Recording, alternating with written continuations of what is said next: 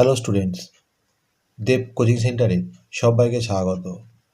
আজ দ্বীপ প্রকাশনের ভূপরিচয় ও পরিবেশ দশম শ্রেণীর ডক্টর গৌতম মল্লিকের লেখা ভূগোল বই থেকে পঞ্চম অধ্যায় আঞ্চলিক ভূগোলের ভারত অবস্থান ও প্রশাসনিক বিভাগ এই অধ্যায়ের অনুশীলনী থেকে প্রশ্নোত্তর নিয়ে আলোচনা করব। আজকের প্রথম প্রশ্ন দেখো, উপযুক্ত শব্দ বসিয়ে শূন্যস্থান পূরণ করো। প্রত্যেকটার মান এক। তোমরা এই শূন্যস্থানগুলো দেখে নাও, এর উত্তরগুলো পরে করা আছে। দুইয়ের এক দাগের প্রশ্ন দেখো, ড্যাশ প্রণালী দ্বারা ভারত ও শ্রীলঙ্কা বিচ্ছিন্ন। এর উত্তর লিখবে পক প্রণালীর দ্বারা। দুই দাগের প্রশ্ন দেখো, করমণ্ডল উপকূলে অবস্থিত উপহ্রদের নাম ড্যাশ। এর উত্তর লিখবে চিল্কা।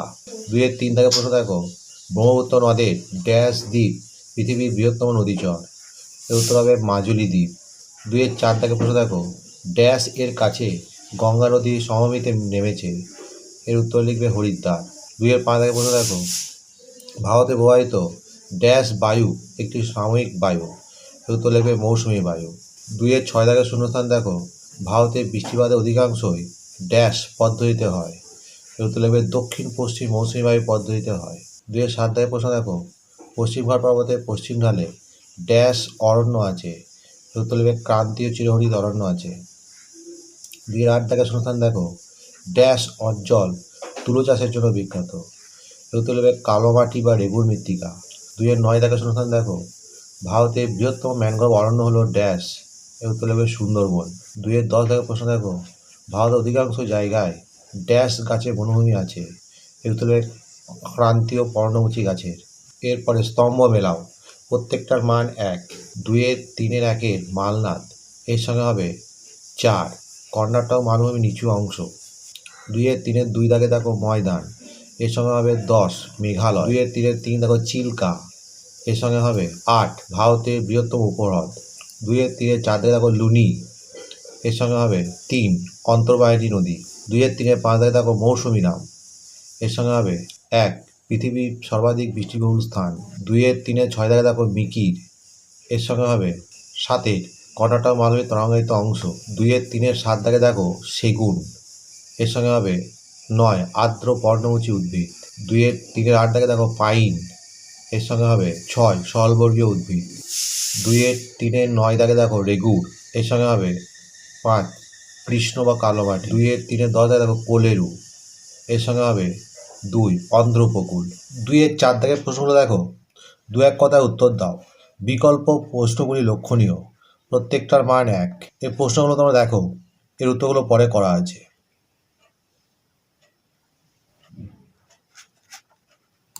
1 নম্বর প্রশ্ন দেখো, রাজস্থানের থর মরুভূমিতে চলমান বালিয়াড়িকে কি বলে? এর উত্তর লিখবে রাজস্থানের থর মরুভূমিতে চলমান বালিয়াড়িকে স্থানীয়ভাবে ধ্রিয়ান বলা হয়। অথবা পরের প্রশ্ন দেখো, ভারতের দক্ষিণতম স্থলবিন্দুটির নাম কি? এর উত্তর লিখবে ভারতের দক্ষিণতম স্থলবিন্দুটি হলো ইন্দিরা পয়েন্ট। 2 নম্বর প্রশ্ন দেখো, গুজরাটের একটি পাহাড়ের নাম লেখো। এর উত্তর লিখবে গুজরাটের একটি পাহাড়ের নাম হলো গিরনার পর্বত। অথবা অক্ষাংশ অনুসারে ভারত কোন গোলার্ধে অবস্থিত? এর উত্তর লিখবে অক্ষাংশ অনুসারে ভারত উত্তর গোলার্ধে অবস্থিত। 3 নম্বর প্রশ্ন দেখো, ভারতের উচ্চতম জলপ্রপাত কোনটি? এর উত্তর লিখবে ভারতের উচ্চতম জলপ্রপাত হলো কর্ণাটকের শিমোগা জেলার কুঞ্জিলাল জলপ্রপাত। অথবা কোন দ্রাঘিমারেখা ভারতকে পূর্ব পশ্চিমে এই 2 সমান অংশে ভাগ করেছে? এর উত্তর লিখবে 80 ডিগ্রি পূর্ব দ্রাঘিমারেখা ভারতকে পূর্ব পশ্চিমে এই 2 সমান ভাগে ভাগ করেছে। এর পরের প্রশ্ন দেখো, 4 নম্বর, ভারতের একটি আগ্নেয় পর্বতের নাম লেখো। এর উত্তর লিখবে ভারতের একটি আগ্নেয় পর্বতের নাম হলো ব্যারেন দ্বীপ, যা আন্দামান দ্বীপপুঞ্জে অবস্থিত এবং এটি ভারতের একমাত্র সক্রিয় আগ্নেয়গিরি। অথবা ভারতের ক্ষুদ্রতম প্রতিবেশী দেশটির নাম কি? এর উত্তর লিখবে আয়তনের দিক থেকে ভারতের ক্ষুদ্রতম প্রতিবেশী দেশ হলো ভুটান। এরপরে 5 নম্বর প্রশ্ন দেখো, ভারতের একটি প্রবাল দ্বীপের নাম লেখো। এর উত্তর লিখবে ভারতের একটি প্রবাল দ্বীপের নাম হলো লাক্ষাদ্বীপ। অথবা কবে ভারত স্বাধীন সার্বভৌম গণতান্ত্রিক রাষ্ট্র হিসাবে আত্মপ্রকাশ করে? এর উত্তর লিখবে ভারত 1950 সালের 26শে জানুয়ারি একটি স্বাধীন সার্বভৌম গণতান্ত্রিক রাষ্ট্র হিসাবে আত্মপ্রকাশ করে। যখন দেশের সংবিধান কার্যকর করা হয়। এর পরের প্রশ্ন দেখো, গঙ্গার ডান তীরে একটি উপনদীর নাম লেখো। এর উত্তর লিখবে, গঙ্গার ডান তীরে একটি প্রধান উপনদী হলো যমুনা। অথবা ভারত ও চীনের মাঝে আন্তর্জাতিক সীমানার নাম লেখো। এর উত্তর লিখবে, ভারত ও চীনের মাঝে আন্তর্জাতিক সীমানার নাম হলো ম্যাকমোহন লাইন।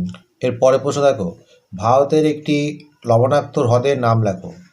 এর উত্তর লিখবে, ভারতের একটি লবণাক্ত হ্রদের নাম হচ্ছে চিলিকা হ্রদ, যা উড়িষ্যা রাজ্যে অবস্থিত। অথবা ভারতের সঙ্গে কোন দেশের আন্তর্জাতিক সীমানা র্যাডক্লিফ লাইন নামে পরিচিত। এর উত্তর লিখবে, ভারতের সঙ্গে পাকিস্তান এবং বাংলাদেশের আন্তর্জাতিক সীমানা র্যাডক্লিফ লাইন নামে পরিচিত।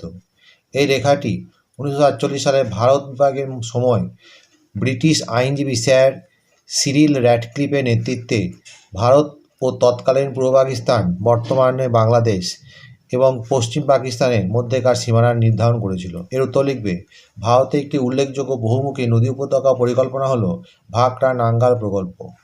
অথবা ভারতের কোন বছর ভাষার ভিত্তিতে রাজ্য পুনর্গঠিত হয়।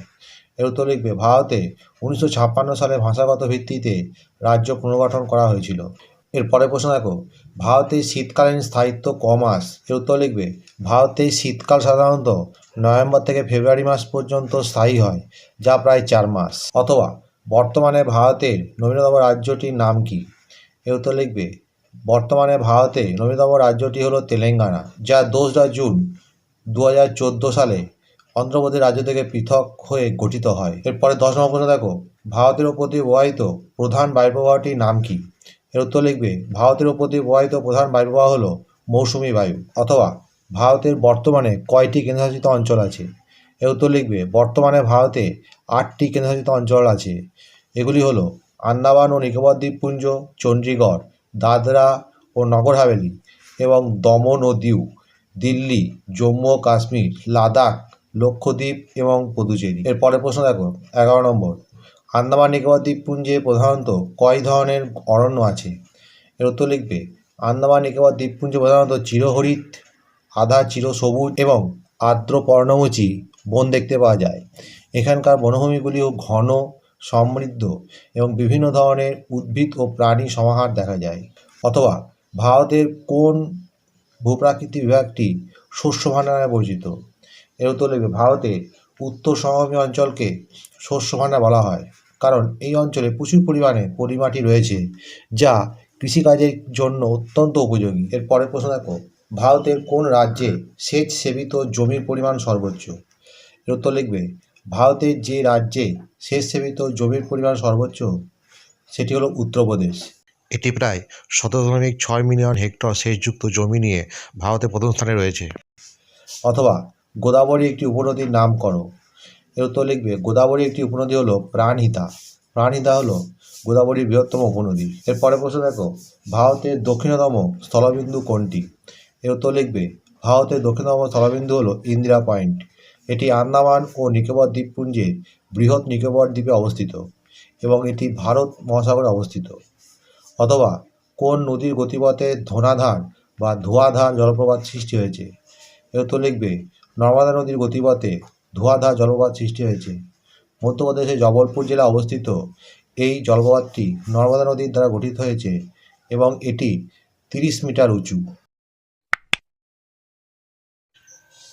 বন্ধুরা, এখানেই শেষ করছি। পরবর্তী ভিডিওতে আবার দেখা হবে। ভিডিওটি ভালো লাগলে অবশ্যই লাইক, কমেন্ট, শেয়ার করবে।